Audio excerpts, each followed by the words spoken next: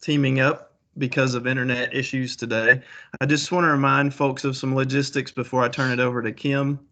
And that is, if you are not a member, please mute your microphone and keep your video off unless you are speaking. That helps with bandwidth issues. That way all of our members can keep their video on. And just thank you for being with us today. So I will turn it over to Kim. Thank you, Kim. All right, thanks, Joe, and welcome, and thank you everyone for taking time to join us in our DoSE advisory group meeting. Today, I know with the storms that have been happening and the snow, a lot of people have reached out to me today that their internet is spotty.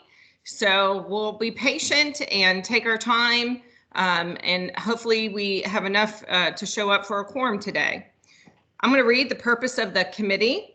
The Director of Special Education Advisory Group was created to advise the Office of Special Education and Early Learning, OSEAL, as in issues relevant to special education. The DoSE Advisory Group consists of 9 members who each represent a special education cooperative region of Kentucky.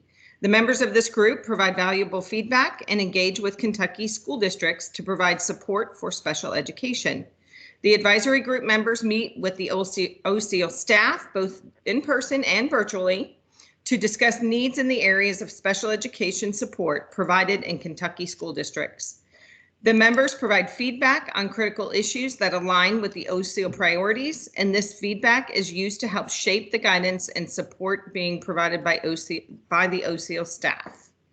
All right, it is 1 o'clock, 1:02, and we are going to call the meeting to order.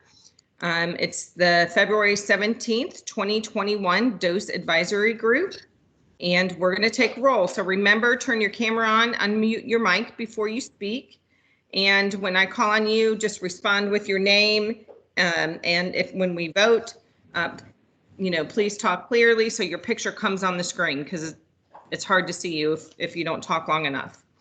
Wendy Congleton. Present. Thank you. Barry Goyle. Okay. Greta Stanfield. Present. Tracy Sharp.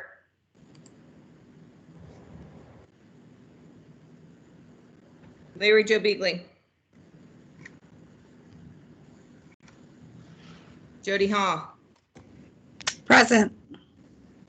Mandy Bird. Present. Troy Comm.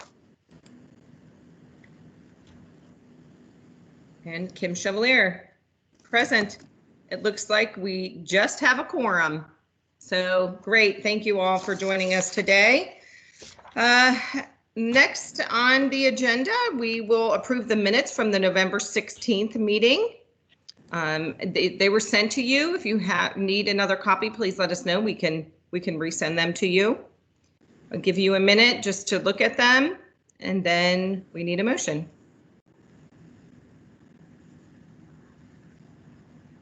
Kim, I would just also take an opportunity to remind folks that we do have a Google folder drive location created for the DoSE Advisory Group, and all of the information from our meetings are found there as well.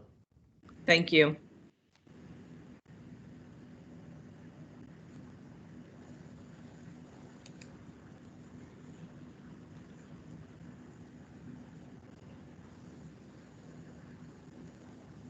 All right, there's no questions. Can I have a motion to approve the November 16th, 2020 minutes? I so move. Greta. Greta, thank you. First by Greta, second. Wendy Congleton, second. Thank you, Wendy. All in favor of the minutes, and I'll go through and call your name again. Wendy Congleton? Yes. Okay. Barry Goyle is out. Greta Stanfield? Yes. Tracy? Larry Joe? Just making sure they didn't show up. Jody Hall? Yes. Mandy Bird? Yes. Thank you. Troy? I think he showed up. And Kim Chevalier, yes. Okay, the motion passes and the minutes have been approved. Perfect. Thank you all.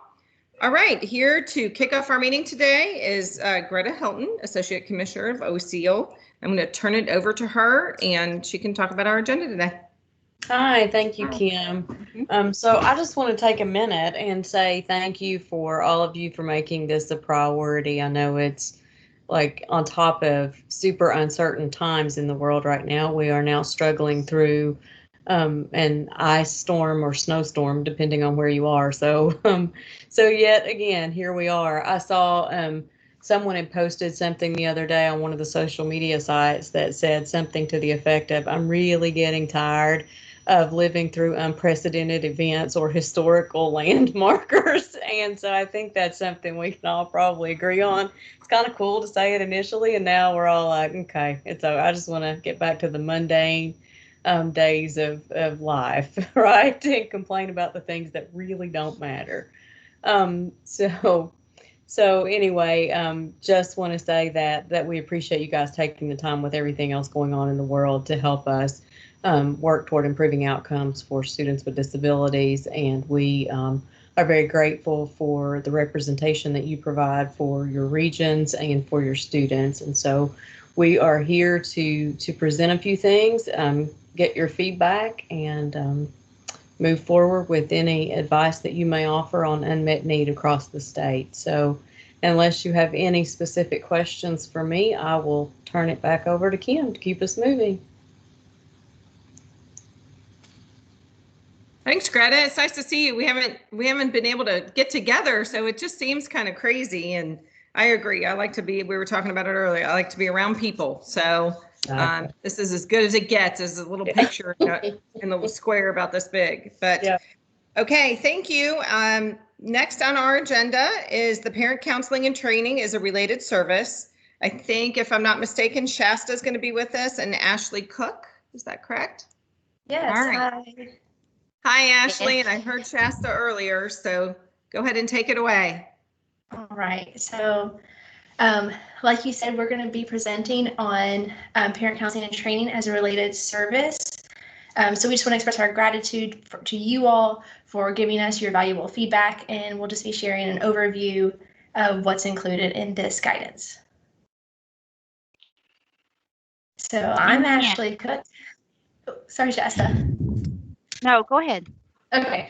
I'm Ashley Cook. I'm obviously with Division of IDA Implementation and Preschool, and I work at the division level as an exceptional children consultant. And I am Shasta Hensley, and I work in the Division of IDA Implementation and Preschool as well in the Guidance and Support branch. And two of my major roles, big roles, are parent and family engagement and English learners with disabilities. So we just wanted to start with bringing up the IDEA regulation that goes along with related services and just pointing out what it specifically states about parent counseling and training.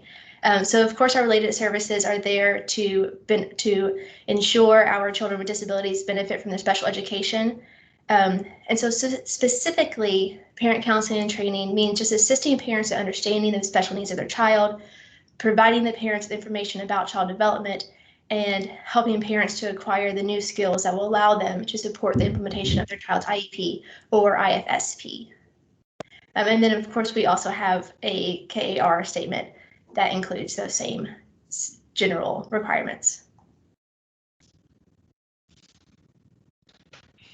In addition to the IDA requirement, we just wanted to kind of give you guys a little bit of background information and sort of like this, like why is this now, and sorts of that sort of thing. As you know, parents and families became major players during distance learning. They became, little classroom managers almost. And so it's really important that we thought that it was important to support parents and families in this. And this is one way that we can do that. Also to improve family school partnerships, sort of big picture for students with IEPs. We also want to support families' understanding of their child's unique needs, at ARCs.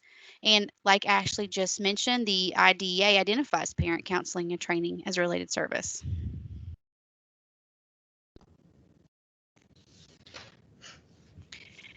Also, it's really important that you guys know that it wasn't just me and Ashley sitting around developing this guidance, that we had people who are amazing, amazing at what they do, and we utilize their amazing brains to help us develop this. And you can see the list of partners here. We had Sarah Bays from the Kentucky Autism Training Center. We had several folks from Kentucky SPIN, Rhonda Loxton, Stella Beard, and Kelly Smith. We also had some co-op support and some co-op help that was from Northern Kentucky with Miss Laura Clark, and then from OVEC we had Amanda Bruce. We also had Wayne Sizemore, who is the director of Carroll County. You guys are familiar with him, I believe, and so he sort of gave us that a strong DoSE perspective. And always gave us really good information, thinking from the same sorts of lens that you guys come from. We also had Stacy Stevens from the Ashland Independent RTC, and we had Nancy Lovett from the Callaway RTC. And then we also had Susan Bergen, who works with HDI, and she is the parent involvement coordinator. And she did some work with the parent involvement initiative several years ago, but continues to keep much of that work active.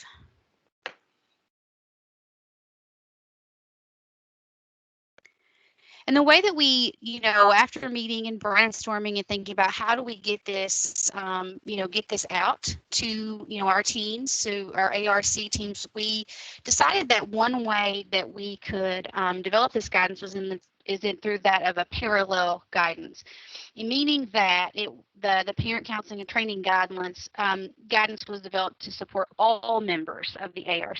So there are sections that support both parent and district-based ARC members. So whether you're a parent or whether you're, someone from the school, you can pick that up and kind of utilize that.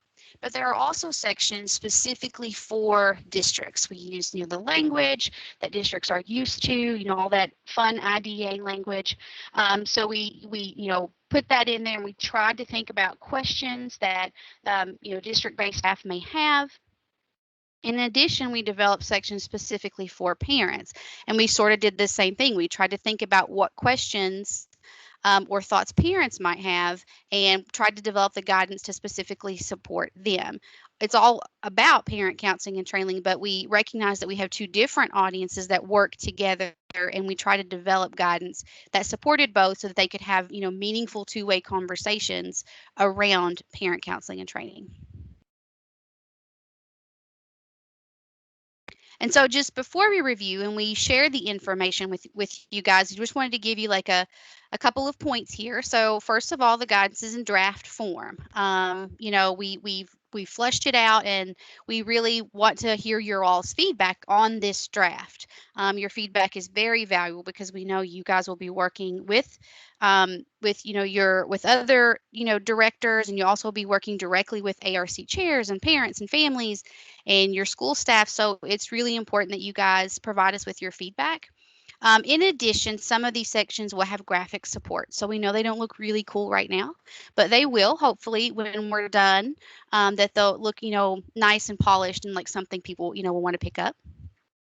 Also, shift lenses. Think like that ARC member, that teacher, or that ARC chair, or that parent. And I know you guys, are often at all of your ARCs, or you definitely provide lots of guidance for your ARCs, but try to think about all the members that might be in an ARC and how they might view this and see this. All right, so we'll just dive into the different sections. We wanted to start with our guidance that we made that's meant to be used by all of the ARC members. So first we wanted to include just a little bit sort of showing how parent counseling and training fits into the larger system of family school partnerships. As you all know, there's all levels of how parents interact with our schools. For all parents, we have PTA, we have parent council or the parent teacher nights, anything that gets our parents into the schools and more involved. Then the next level would be, additional support. So think of our kids with IEPs, their parents come in yearly for their ARC meetings, or at least yearly for their ARC meetings. And then the final tier would be the specialized support through parent counseling and training. So the goal of this was just sort of to show that it's not going to be at the base level for all parents. And of course, we want to encourage the family school partnerships throughout the school system and not just at the ARC level. Next, we wanted to, since this is going to be a new conversation our ARCs will be having, we wanted to give some support that would help facilitate those conversations. So we came up with this tool that is basically just a series of yes or no questions, and then depending how the ARC answers, it would lead them either to the next step or sort of guide them on where to go next. And we think this is going to be a really valuable tool, and we hope it will really facilitate those conversations during the ARCs.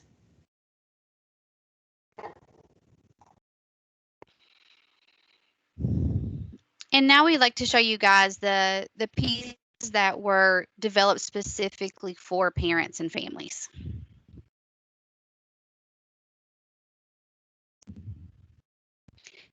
So one piece that we developed was something called a Fast Five, and I know you guys have seen similar things, developed for, similar reasons. But we tried to think about what are those 5 big high-level takeaways that parents and families might need to support their thinking around parent counseling and training. And so, we worked together to try to think the 5, again, just those 5 big buckets of information, those 5 big thoughts that parents might need.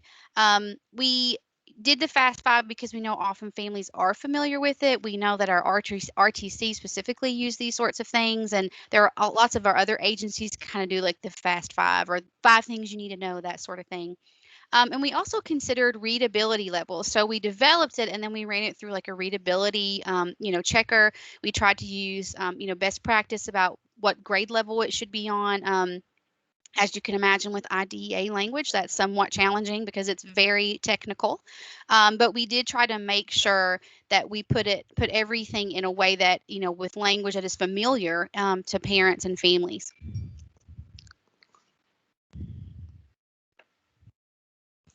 We also developed a question and answers section. You guys have seen this sort of, information before, just the Q&A. We tried to anticipate the questions that parents and families specifically might have around parent counseling and training, or PCT. So if I mess up and say PCT later, I want you to know I'm saying parent counseling and training. But we tried to think about that. And again, Kentucky Spin was just instrumental in that, as well as our other, groups and partners who work directly with parents frequently. Were really good at helping us thinking about what sorts of questions parents and families might have. In addition to the 6 questions, we provided just some additional resources to support parents and families.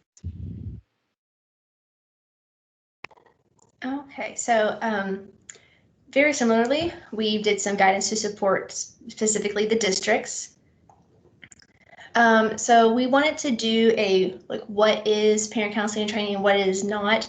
And this one we meant to be that quick go-to guide, especially for our teachers. We know they're super overwhelmed right now. And so we wanted to ensure they had something that would give a pretty clear picture of what parent counseling and training is in a relatively short amount of time. So I don't know how well you all can see this, but we'd really appreciate some feedback on this one, specifically asking what points may we need to communicate to ensure there's that general understanding, and then is there anything further we could clarify of what parent counseling training is and is not.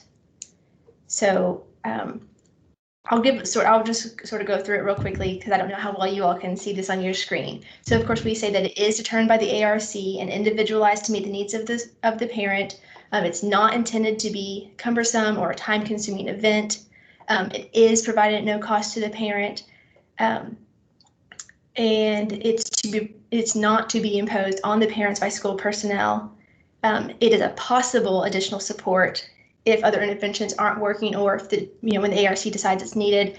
It is not required for every student receiving special education services, and it is an additional related service to consider that may help assist the parents to understand the unique needs and development of their child, but it is not meant to be a replacement or a substitute for any other related service, or to have the parent provide specially designed instruction or any other special education services. I know, as when I think about my staff and I'm presenting this as a new related service, one of their first questions is going to be, how do I fill out the frequency, the time, and the duration for this as a related service? Yes, absolutely. That is included. Let me switch slides real quickly. So we did, in the question and answer, we do have a specific section. We included a table that gives one example of, like, I think for that example, it was going to be like the speech language pathologist providing it, and it says like the frequency and the duration. So we do have that example in there. Thank you for asking that.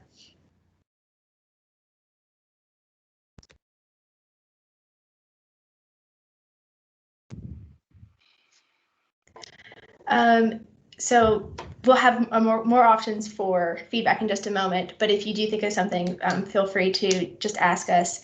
But the question and answers to support the district staff, of course, we tried very hard using all of our minds on the team, trying to come up with, okay, what are going to be those questions that our districts are going to need answered. This section definitely is a bit more special ed jargony, and we tried really hard to make sure we went into pretty good detail to explain the questions. And so we came up with 10 questions and answers, and then we also included some additional resources.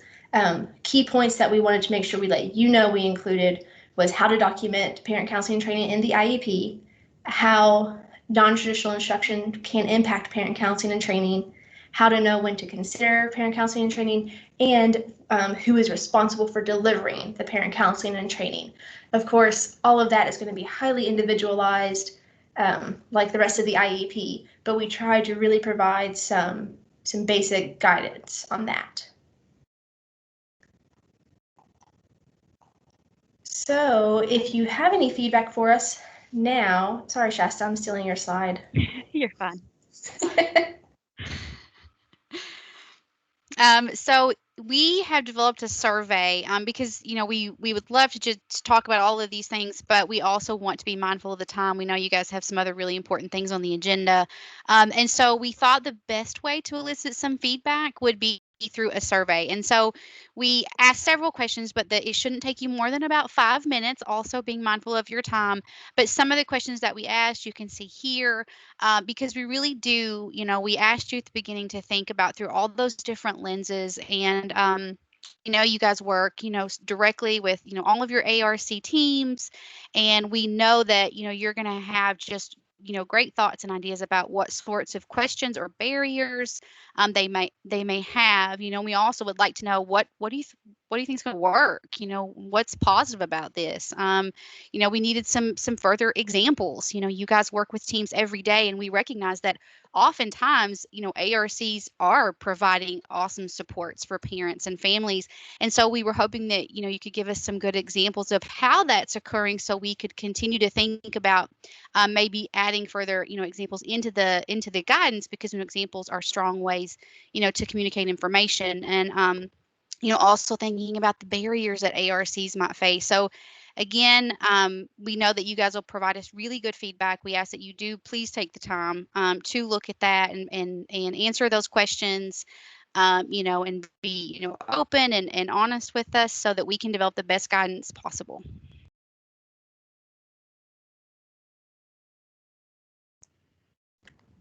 And Kim has raised her hand. Yep. Go ahead, Kim. Thank you. It's Kim Chevalier, and what is the timeline for implementation for this, and what kind of training is going to come with it?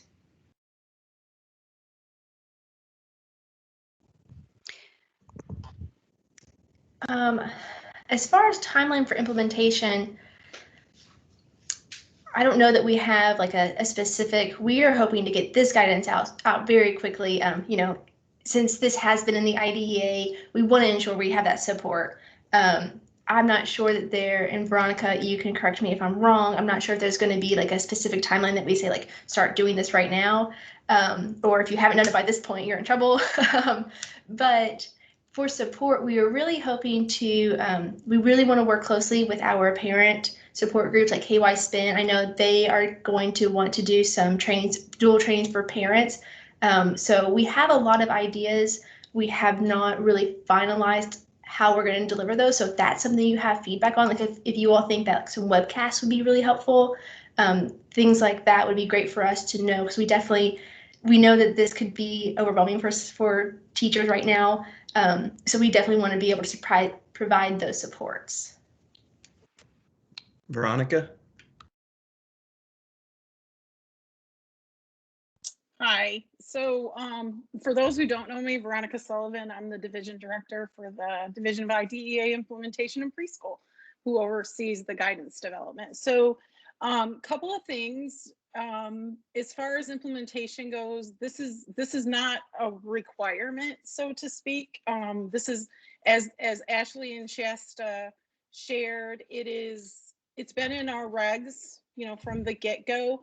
And just to give some feedback, when we were in COVID, and we still are, what we continually heard from our parent support groups and from our parent groups that we met with is just this connection with communicating with their district, having some difficulty with that, and communicating support that's needed when they're supporting their child at home. And so as timelines go, we really wanted to get this out as soon as we could because of that feedback. However, we know that this is sort of a new concept, even though it's not new in our regulations. It's a new concept for our teachers in the field and for our parents, as a matter of fact. So, this is the first time we're partnering with our Parent Training and Information Center to do that dual training so that we're able to train our parents and we're able to train our educators at the same time. So we can do a good job at this, although we know there's a need because, there are some students, regardless of what happens with in-person instruction, there's going to be some hybrid models occurring. And we really want the support out as soon as possible. However, your feedback and feedback from other stakeholders is super important because this is a new concept. This is something that we really haven't done as a state. And quite frankly, when we look to other states in the nation, there's not very many states that are doing a good job of this either. So we really want to do it right. And to do it right, we need to hear from you. We need to hear your feedback, and we need to hear the feedback of other stakeholders as well.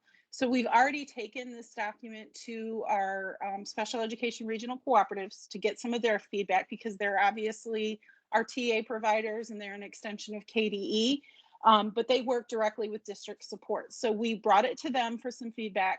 You're the second group that we're bringing it to. We also want to involve some of our early childhood preschool folks in the conversation as well.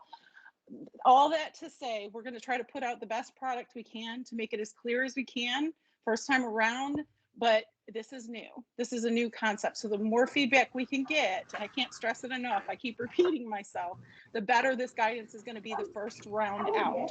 We're also going to continue to get stakeholder feedback as it's released so that we can continue to improve upon it. It may take a year though. So, we're going to try to get it out as soon as we can, but we want it to be quality, as high a quality as we possibly can. Jody has her hand up. Jody? And everyone else may know the answer to this, but do we have access? So I don't mind doing the survey, but I am a processor. So do we have access to reread through it before we fill out that survey? Because if we have it, I don't know where I have it.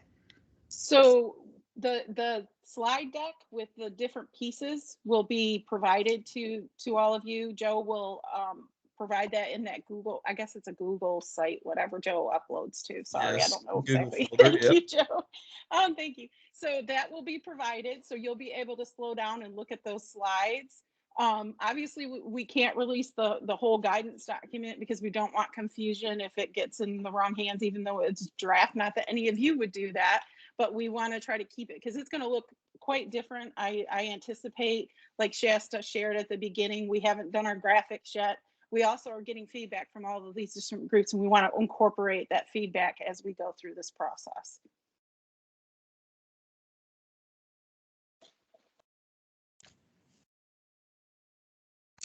All right. Is there any further questions for Veronica or the team? Looks like Troy has a question. Okay. He has his hand up. If we can hear you, Yes. Troy. Yes, I just figured out how to raise my hand in here, so this is fun. So this, just for a clarification standpoint, I hadn't, maybe admitting my own ignorance on this, I don't know, but I've not heard of this parent counseling and training as a related service prior to really today, or seeing the agenda for today. And then you said it's been a provision within IDEA the whole time. And then, but there are very few states actually paying attention to this. Why are we paying attention to it all of a sudden? And why hasn't this been a thing before now? So that's a very good question, because I don't think you're ignorant, because I will tell you, it wasn't something that I personally was like, wow, we really need to provide guidance on that. But I think what has happened over time is with COVID. COVID, they say a lot of things, COVID has shown a gap, right, that we haven't seen in many areas. We may have known there was a gap, but it sort of really widened that gap really quickly. And that's how it came to light. That's where we really started to look at, how do we help districts support students who are possibly in a home environment or are needing support in the home environment? And how do we support parents in asking and requesting for help that they may need, so that students with disabilities can be successful?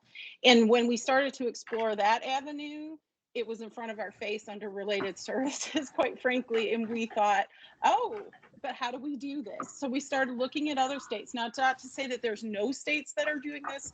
I believe Ashley and Shasta, there's a couple of states that we did find some materials on that are doing it. But I suspect that Kentucky's not going to be the only one that may move this forward, because if other states are in the same boat as us with COVID, which they are, they're going to need to try to figure this out. And how do we support both of those groups so that students with disabilities are getting the support that they need? So then, to follow up on that, if this has been a provision since the outset, by pursuing this now, which we need to do, I guess, is that going to open us up for parents saying, well, why haven't you been providing this all along? You owe us.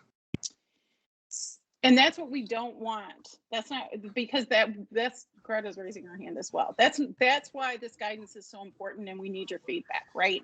We are not opening this up so that we open up the conversation. But the ARC, the way it's set up is the ARC should have had a discussion that this was a need, right?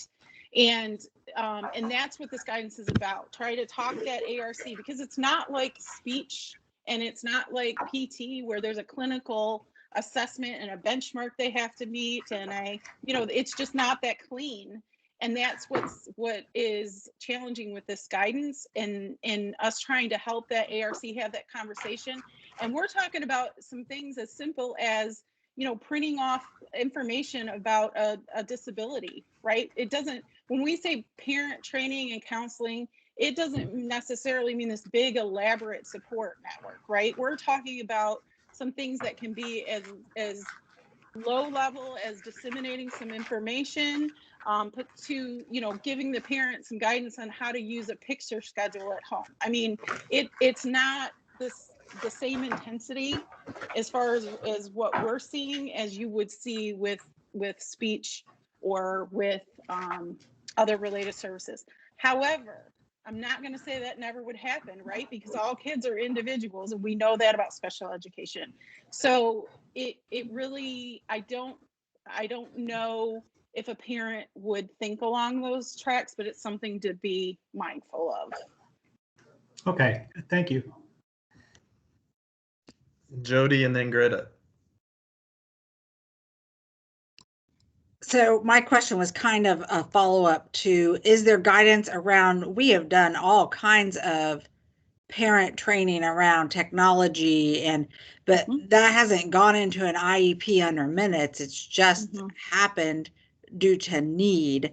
So will there be guidance on when something needs to be a related service minutes versus because when you talk about simple one-time events, to me, it may be discussed in a conference summary, and it may be an issue that we provide a service for, which, happens all the time, especially now. I would agree with that statement. But does that mean it needs to go in minutes if it's one of those things where we've just had to train a parent on how to use Canvas or those type of things? So that's a good question. I think we are trying to put in like the duration, the frequency, and everything is so individualized, it's difficult, right? If it's introduction to the eligibility of a particular disability, that could go over more than one meeting or one discussion or one session, right? So I know you all don't love when we answer like this, but it's going to depend. And we're trying to provide as many examples, but bringing up these questions helps us think through, how do we address that? If it's a one-time event, does it need to be in there?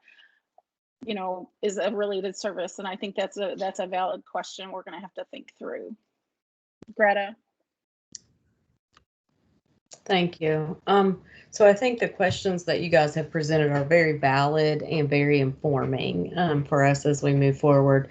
One of the things that I just wanted to share is that this conversation is really coming up across the nation with my colleagues that are state directors in this COVID world, right? Like there's a lot of conversation around how do we document all of the supports and the services that we're providing to parents. And in one of our calls with the National Association for State Directors of Special Education, or NASD, we had these conversations as a group about how we could help school districts think about this, parent training as a related service, because we know you're training parents, just like what you said, Jody. You're doing these things. You're making sure, especially during COVID. I mean, it's always happened, but right now with just the changing environment of education, parents are being expected to do more.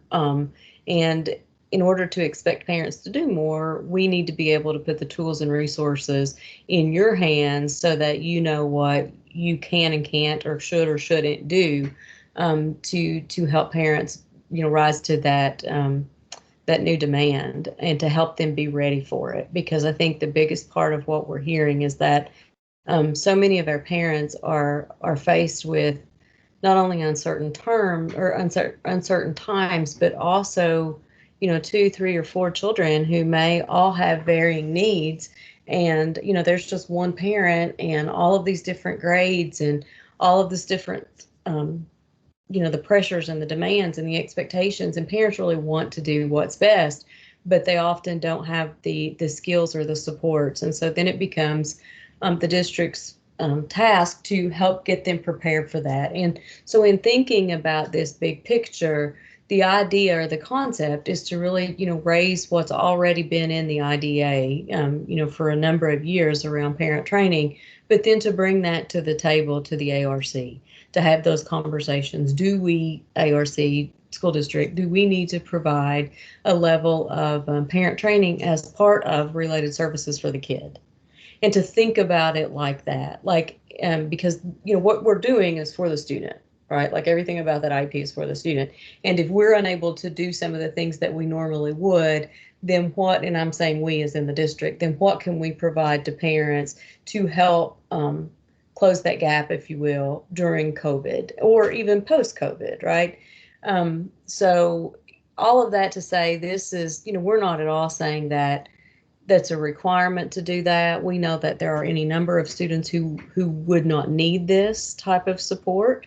And then we also know that there are any number of districts who are already providing these types of supports, but they're just not documenting it in an IEP as a related service. And that may continue to work. You may continue to do it that way and say, this is what works for us. We understand it, parent understands it, and we see benefit add to the student because of the way we're doing it. And, probably the reality is in really healthy relationships between parents and school districts, it's already happening. It just is. And, but the reality is there are so many things within the IEP that even if you didn't have an IEP, they're already happening because it's the right thing to do for kids.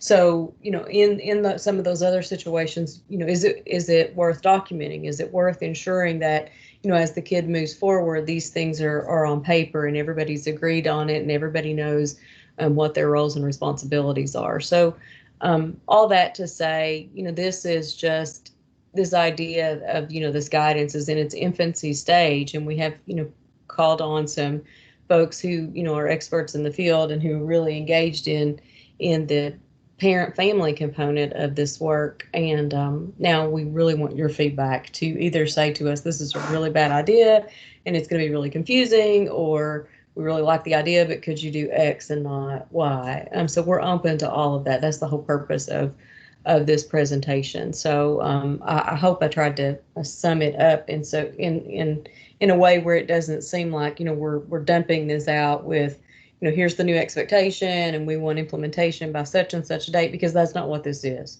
This is a if it's beneficial for students and it helps the districts, then let us help get you those tools in your hands.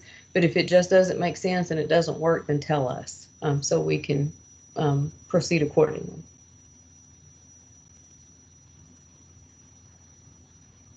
And that's all I had. I hope that was helpful and not more. It was, Greta. Thank you. Definitely. And just by looking at it, we know that this is just beginning, right? This is just at the very, very beginning, as you said. So I'm sure you'll get a lot of feedback. So we will make sure to do that, take that picture and send that link. So, all right. Let's move on to the ESSER II funds and IDEA. Of course, the maintenance of effort, and there's only one man that can do this, and that is Chris Thacker. So thank you, Chris, for coming and talking to us, because we can never get it straight, the maintenance of effort.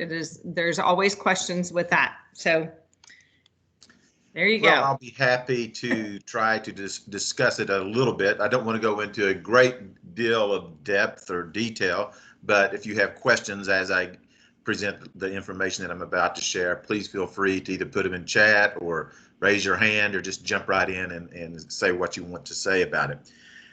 As directors of special education, you are no doubt familiar with the maintenance of effort requirements and know that it is applicable for both eligibility, which looks at the amount of state and local funds or local funds only that you budget for special education, and it looks at compliance, which is how much of those funds did you actually spend to provide special education and related services to children with disabilities. That IDA requirement has been there for a long, long time, ever since I can recall. Over the last several years, we have shared with LEAs these spreadsheets that were developed by the Center for IDA Finance and Reporting, which is a technical assistance center funded by the Office of Special Education Programs.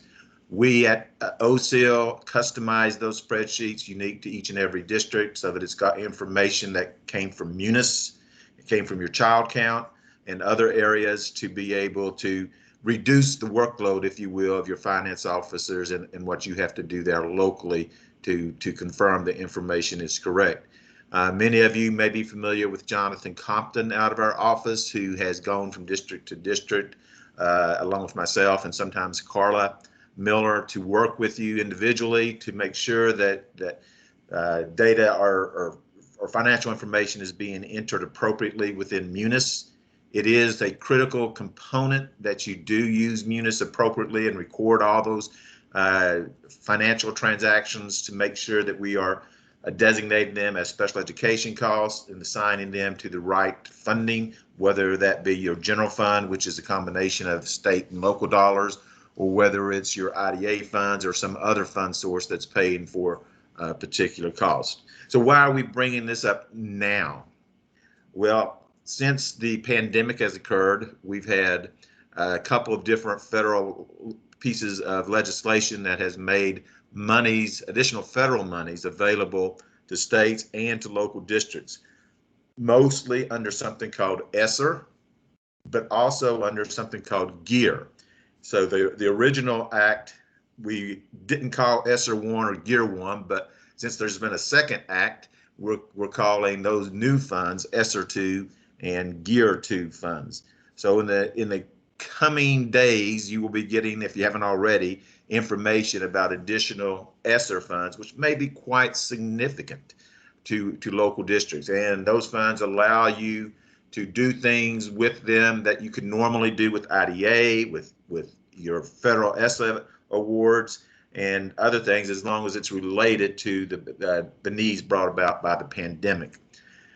The temptation may be there to use some of these funds in providing some special education and related services. And while that may be allowable, our caution from OSIL is around the maintenance of effort requirements. Neither of the two acts that are providing this federal relief waive the IDA's maintenance of effort requirements. So you will, as a local school district, have to continue to spend from your state and local funds the same amount of state and local funds that you have previously to provide special education and related services. And there might be a temptation there for you to reduce those expenditures and supplant them with these ESSER funds. And if you do so, you are jeopardizing your maintenance of effort requirements. So that's the big concern that we want to head off. You have all those spreadsheets where you've demonstrated over the past several years how much you're spending, what you need to spend to continue to maintain that effort. So review those and make sure for the years in question, and we're looking at the school year that ended this past June. We're looking at the school year that we're in right now. And since these ESSER funds this new round will be available through September 30th, 2023, which is a little bit over 2.5 years from now, the next couple of years are impacted as well. So what does that mean? What can you as directors of special education do to make sure that you're continuing to spend special education or state and local funds to provide special education? When these additional funds come in, you might want to meet with your finance officers and your superintendents to discuss with them these requirements are still in place. And we just had last week a webinar from OSEP where Jennifer Finch from the Office of Special Education Programs at the U.S. Department of Education went through the maintenance of effort impact and confirmed what we're saying right now, that the federal laws that are giving you this additional funding doesn't waive those MOE requirements. You're still going to be held to those same standards. So you don't want to be in place where you're either not eligible for IDA funds because you didn't budget appropriately, or that you might have to return some state and local dollars because you didn't spend enough state and local dollars to be in compliance with the IDA. And so therefore, when you get these ESSER funds coming in, it might be in your best interest to look at other areas beyond special education to spend those so that you continue to spend state and local dollars on special education. But we don't want you to go too far. We don't want you to spend more state and local funds in providing special education than is required, because if you do, that could set up a higher benchmark for each subsequent year. And because we're providing special education or instruction in general remotely, we might have less transportation costs for those T5 kids.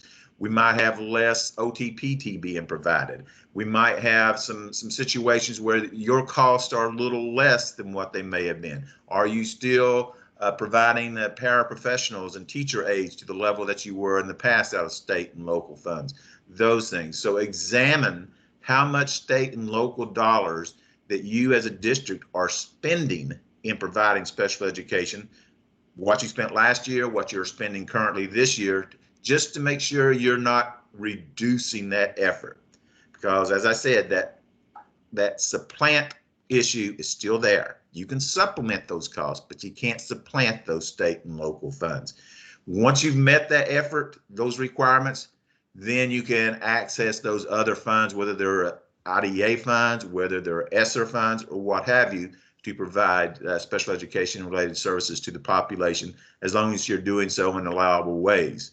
And like I said, ESSER allows you to spend funds to support IDEA to meet whatever the criteria IDEA says, as long as it's also related to the pandemic. And we're just encouraging you to be aware so that you don't put yourself in jeopardy. That was a long-winded, very fast description. So if you have questions, fire away. And Chris, I put the slide up related to your presentation as well. Well, thank you. I appreciate that. Hopefully I followed that as I went along, but I noticed it as I just about finished. So I may not have hit it bullet for bullet, but I don't think there's nothing there that isn't a common sense type of approach. It's just an awareness to think about it, because knowing that maintenance of effort requirement is still in place, then we can head off any potential concerns about failing to meet the requirements. So Chris, if I can give maybe a couple examples that might help clarify. For instance, the PPE equipment that maybe SLPs have asked for with a clear face shield that typically wouldn't go for all other teachers. Mm-hmm. That would be something that we could use those ESSER funds on. That's not something that we're going to have to keep buying every year. That's going to affect the MOE. And that's a very good point. That is absolutely something that you can use those ESSER funds to do. However, if you look at and examine your expenditures from state and local funds and see that you're not spending as much as you need to be to maintain the effort, you may want to consider using state funds to buy them so that you do meet that effort. And because you're getting all these extra ESSER funds, that might free up some state funds that might go somewhere else normally that doesn't have a maintenance of effort requirement around it. So it's kind of like robbing Peter to pay Paul. We're going to spend our state monies to meet that effort. And then once that's done, then we can start looking at using these ESSER funds. Compensatory education is an example of that too. You might have an increased need for compensatory education because of the pandemic. And so you could think, oh, I'll use those ESSER funds. Great idea, but did you meet that maintenance of effort requirement? So make sure you check that first and are doing what you need, because the supplanting issue isn't on a particular cost. It looks at the aggregate total or the per pupil average of what your expenditures were. And as long as you can maintain one of those two, either your aggregate or your per pupil expenses from those state and local funds, you'll be okay. But if you can't, at least one of those, then you want to look for things that you can spend state and local funds on related to special education, so you can get that level up to what it needs to be. Very good. Very well said, Chris. Thank you, Kim. Any other questions? All righty. Well, thanks. That's all I have. Thank you. Okay, next on the agenda is the retention of students with IEPs, and this will be Greta Hilton. All right, I think this one will be really fast.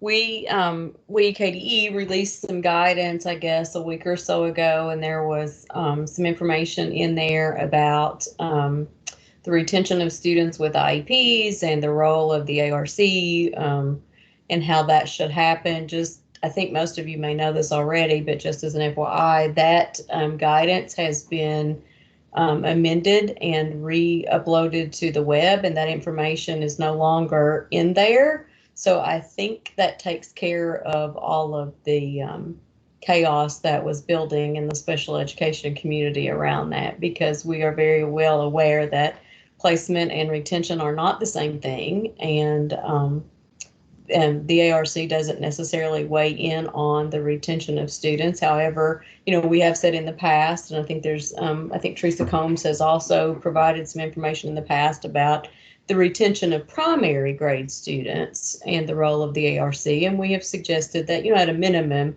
obviously you talk to those committee members because, could there be other things going on? But I think all of you are aware of that. And I think pretty much all of the directors across the state are aware of that as well. So I'll stop there and then just open it up to see if you've had a chance to review the amended guidance and to see if the concerns have been squelched by that. Absolutely think it has. Okay. All There right. are So questions? I told you that would be a fast one. Perfect. Thanks, Greta. All right, that was quick. All right, next is where are we? Grab the agenda. Oh, we're on our questions that we have. So we'll address the questions that I sent a request to Kim, and she sent out an email to all of the members asking for any questions that you may have in advance. And so I'll put up the questions that were asked, and Greta actually addressed one of them. So let me pull those questions up for you so you can see those. And I'll let you lead the discussion about these, Kim. The first question is, and let me make this a little bigger for you. For special education students who choose homeschool, not virtual, do districts have them revoke or deny services? And if so, will districts complete a referral upon their return? And so our staff will respond to the answer to that question. I'll open that up. Perfect. Thank you. Thank you, Joe. So I'm going to get started on this one, and then I may ask others to join in. But as I understand the question, and correct me if I'm wrong, then we're talking about parents who voluntarily come into the school and say, we no longer want services through the local school district. We're doing a homeschool / private school situation with little Greta. So if I'm understanding that correctly, then there would be, obviously FAPE is not made available to students who are homeschooled, but they are entitled to, private school services plan. So there would be some sort of revocation of services in this situation. One of the things, though, that I will say to you that OSEP has said to state directors is to be very cautious about this. And there's nothing in writing from OSEP about this, right? This was all word of mouth. So, take it however you see fit. But they did provide some words of caution to state directors that obviously locals and with the support of states and regions should do everything that they need to do to ensure that the reasoning behind that is not because parents don't feel that they're being provided or can be provided with a FAPE. In other words, just in very frank terms, don't push kids out the door because they're difficult to serve during a pandemic, right? And I don't know a more professional way of saying that, but that's the caution on this, and that you document all the things that you have done and been able to do. And obviously there are some things, we've talked about this before, that just cannot occur in a virtual setting when even small group instruction is limited, if the rates are high, or if kids are quarantined, or if adults are quarantined. In those types of situations become compensatory education situations that we have advised, and districts in Kentucky have taken by the bull by the horn, so to speak, that they are not shying away from the term comp ed. It is what it is, and we know that regardless of why those things happen, they are happening during COVID, and we want to create plans to remedy that for our students. So, but if a parent provides you with that decision, obviously you want to ensure that they have informed consent of what that means and that they're aware of that, and then move forward accordingly. But I don't anticipate, or wouldn't anticipate, that this would be the rule, right? It seems like that we would have more kids staying in public schools rather than more kids leaving, just based on our numbers as they are. But I'll stop there and see if that help to answer that, or invite any other staff from OSIL who would like to weigh in on this. If I need a little help on it, that'd be great.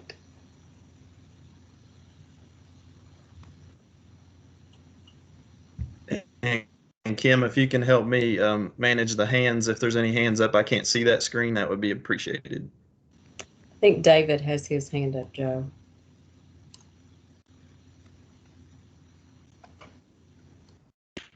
All right, go ahead, David. Hi, thank you. Can everybody hear me okay? Yes. Great. Hi, Yes. this is David Wickersham from OSIL. Just the only thing that I would add to that is that the U.S. Department of Ed is actually in the process of revising their guidance on this. You may be aware that there's an existing guidance document out there about this. It was open for public comment back in December. Public comment on that closed on January the 21st of this year. I do not have a timeline for the release of updated guidance on that, but that's something we can monitor for you and can let the group know when that becomes available, what revisions are made, if any, but can certainly get back on your radar with that once we've got something formal from US Ed, if that's helpful for you. I'd be glad to do that. Yes, that would be fantastic. Is there any way that you could briefly summarize what changes they were looking at? I cannot. I had difficulty getting access to which pieces of it were being addressed. The Federal Register publication of it essentially just recited that they were contemplating changes to it, and I think we're soliciting feedback about where they needed to make changes. But I don't have any more information on what comments came in about what needed to be changed, if anything, in terms of any possible misalignment with the law. And to be candid, it's also not clear to me whether changes are being anticipated because they think there has been a change or the department intends to make a shift, or if it's just a freshening of existing guidance and maybe the question had come up more frequently in light of the COVID pandemic. My suspicion is that's what's triggered that, but I do not have any inside information on that piece of it. Great, thank you. Okay, thank you. Are there any other questions or clarification needed?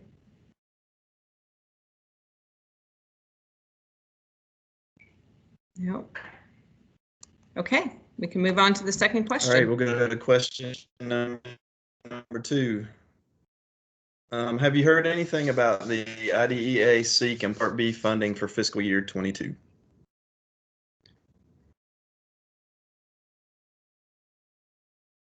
I imagine that's me again. And I think Chris is going to speak to that one. Yeah. Okay.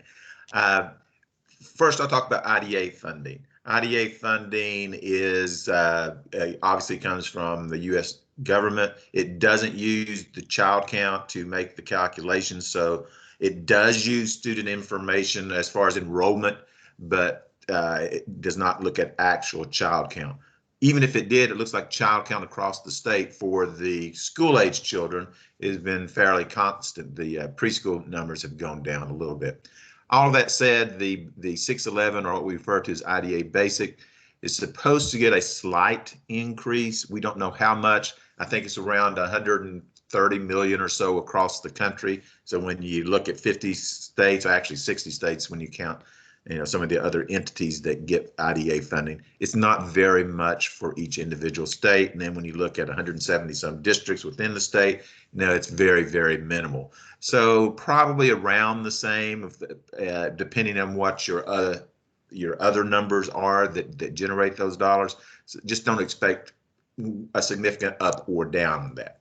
When we look at the SEEK Exceptional Child Add-on funds, right now, the plan is to use the December 2020 child count, which we would normally do. And as I indicated, our numbers for that haven't gone down or up dramatically one way or the other. I think it's very close to what it was the year before. That said, individual LEAs have not been compared. And we haven't compared the counts by the disability categories in a weighted fashion. But from what we're looking at, the child count will be used And if your child count went down in some of those areas, you may experience a decrease. If your child count went up, you may experience the increase, obviously. So it might behoove you to examine your individual child counts this past December 20 to see where you are in that game. And it looks at ages 5 through 20. So exclude the 3 and 4-year-olds and exclude the 21-year-olds that may be on your count, and compare that to previous years to see what impact it may have on you. That's where we are at this point.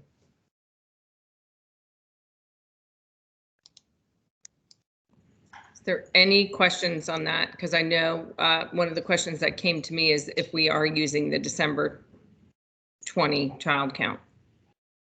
Looks like Wendy has a question. I do. This is Wendy Congleton. Back to Chris, actually, I'd like to know if you have heard anything about the state preschool funding.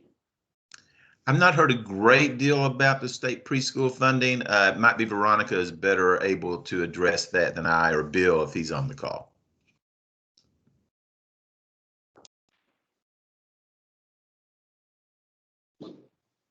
Bill's not on the call. So there has not been to date any changes to the funding formula for state funded preschool.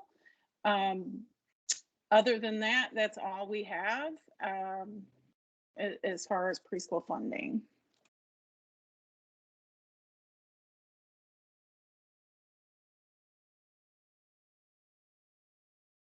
Okay. Any other questions?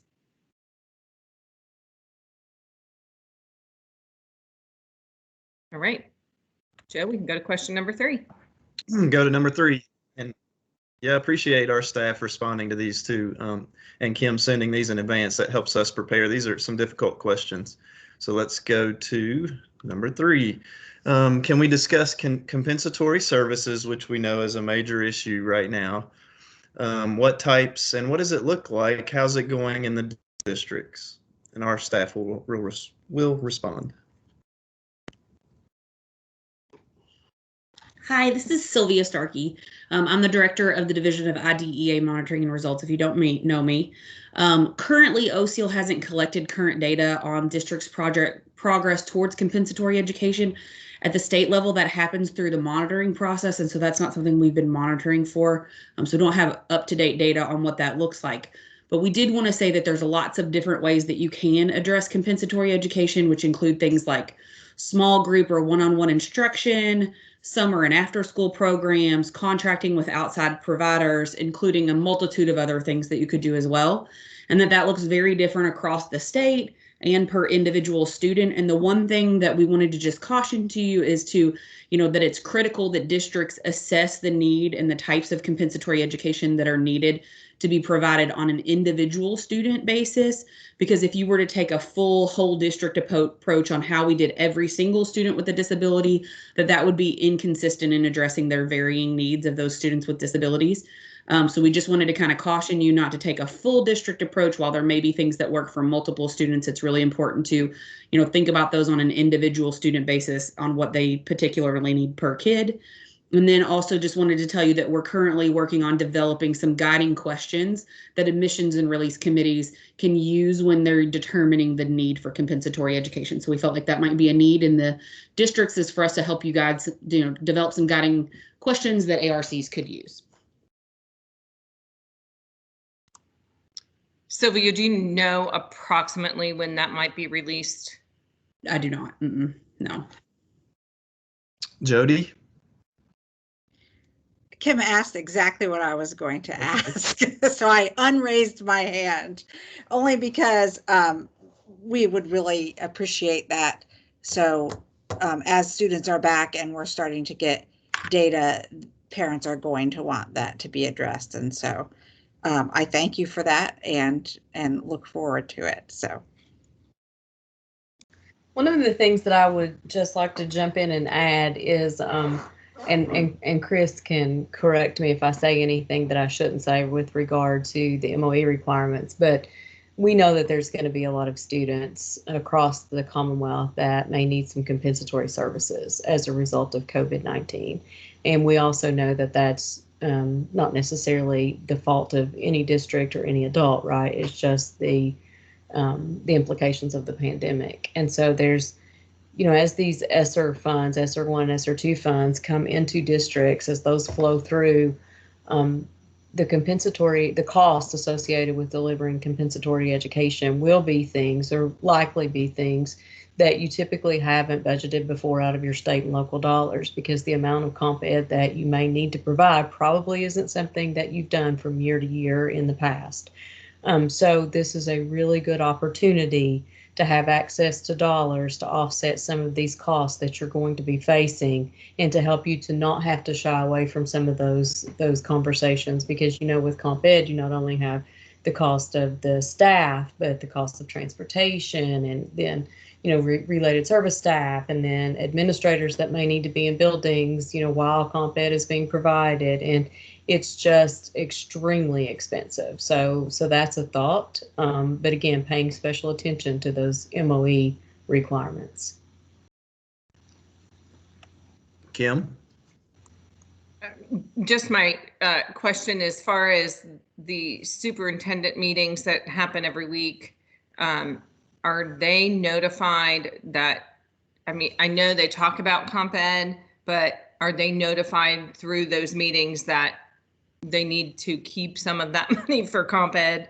I know we know, and it has been communicated with us from the very beginning, so we do appreciate that, but they need to hear it from other people, than their directors, I think.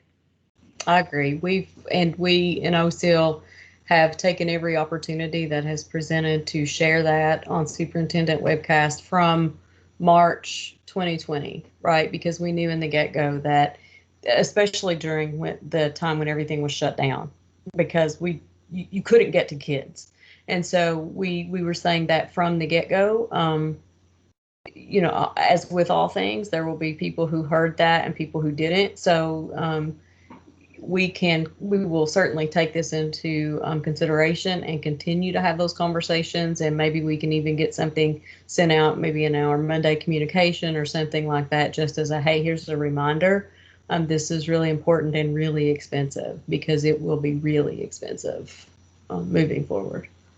Chris? Yeah, I would just like to add to what Greta said there. When the ESSER guidance went out, it talked about ways to use the funds, and I think the very second option talked about for special education service delivery, and specifically mentioned compensatory education as one of the allowable costs. Just again, that caution, make sure you're meeting those MOE requirements before you tap into that. But I think that you can meet the MOE requirements through some activities and take advantage of ESSER funds that you're going to be getting to provide as well. So just stay alert is the main thing I would suggest at this point.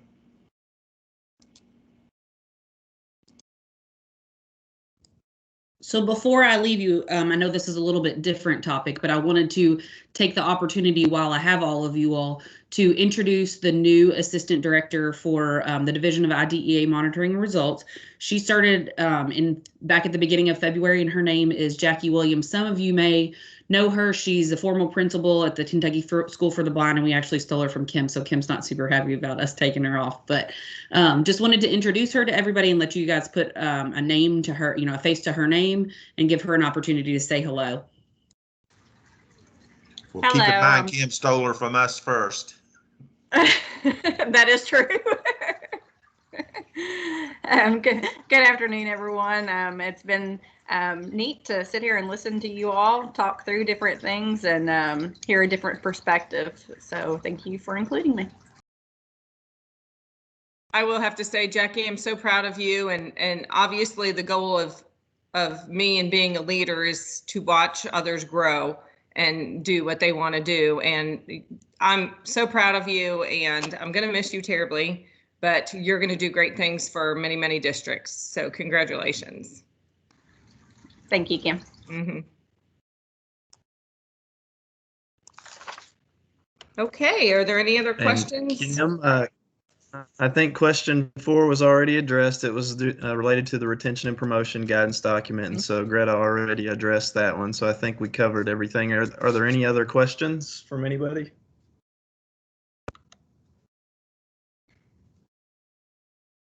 All right, I appreciate everyone taking time to be with us today. Before we adjourn the meeting, I just want to remind you that I will put a link to the exit slip in the chat for us, because we would like all of the members to follow up by completing that exit slip, and that helps us prepare for the next meeting. We're able to see if there are any issues or concerns that you weren't able to voice, and it helps us really look at some feedback from you to help prepare for the next meeting. So I put that link in the chat. I will also send you an email for that as well, and then I'll turn it back over to Kim.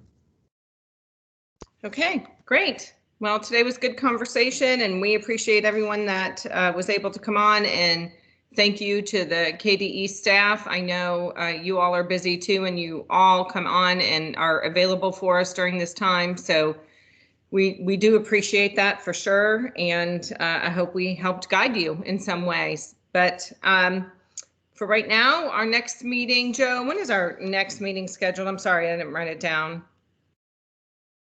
Next meeting is May 26th, and I did place both of the presentation materials in our Google folder. So you'll have the parent counseling guidance document, and then Chris's slide he referred to. Perfect. Thank you. All right, we can bring the advisory meeting to a close. So I need a motion to adjourn. Anyone? So motioned. Jody, was that you? Yes, it was. All right, I need a second. I second. This is Mandy. Mandy. All right, all in favor, and I will call your name. Wendy? Yes. Okay, and Barry? Did you come in? Did Barry come in? No. Okay, Greta? Yes. Tracy Sharp? She's absent today. Larry Beagley? You come in? Okay. Jody Hall? Yes. Okay. Mandy Bird? Yes. Okay. Troy Cobb? Yes. And Kim Chevalier? Yes. All right. Motion passes. We are adjourned. Thank you, everyone. Stay warm.